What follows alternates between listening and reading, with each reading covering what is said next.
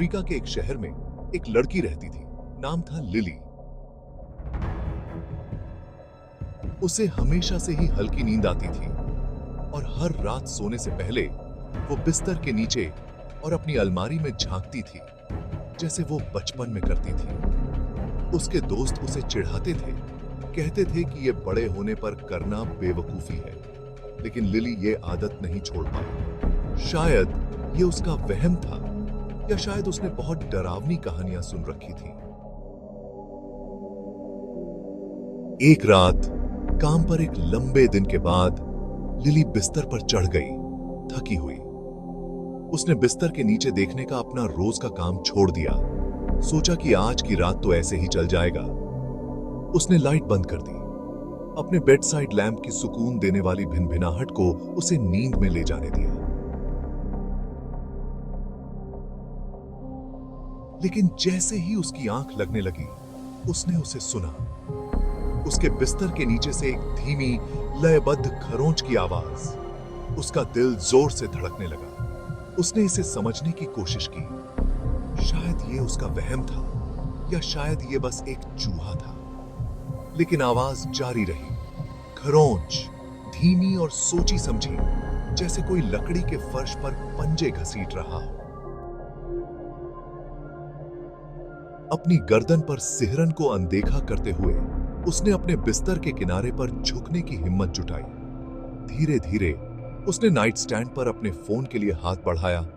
Torch जलाकर नीचे अंधेरे में रोशनी की। किरण किसी चीज पर पड़ी। एक हाथ, पतली टेढ़ी मेढ़ी उंगलियां जिनके नाखून बहुत लंबे और टेढ़े थे, बिस्तर के किनारे पर मंडरा रहे थे। लिली जम गई। दहशत से जकड़ी हुई थी, क्योंकि हाथ धीरे धीरे वापस अंधेरे में चला गया। वो चीखना चाहती थी, लेकिन आवाज करने की हिम्मत नहीं हुई।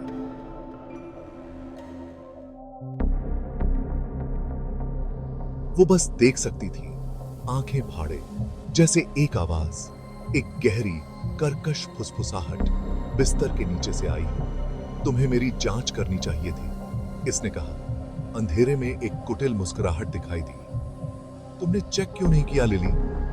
लिली ने अपने मुंह पर हाथ रख लिया। उसका दिल इतनी तेजी से धड़क रहा था कि दर्द हो रहा था। खरोंच फिर से शुरू हो गई, अब और तेज, जैसे उसके बिस्तर के नीचे जो कुछ भी था वो धीरे धीरे किनारे की ओर खिसट रहा हो। उसने अपनी आंखें बंद कर ली, प्रार्थना की कि यह गायब हो जाए। मिनट सन्नाटे में बीत गए और खरोंच बंद हो गई। सावधानी से उसने अपनी आंखें खोली, एक कंपी भरी सांस छोड़ी। कमरा शांत था और हाथ चला गया था। यह बस मेरा दिमाग खेल रहा था, उसने खुद से कहा। बस अंधेरा मेरी थकान का फायदा उठा रहा है। वह वापस अपने तकिए में डूब गई। लेकिन जैसे ही उसने अपनी आंखें बंद की, बिस्तर नीचे धंस गया। थोड़ा सा, जैसे कोई असंभव रूप से भारी चीज उसके नीचे पड़ी हो।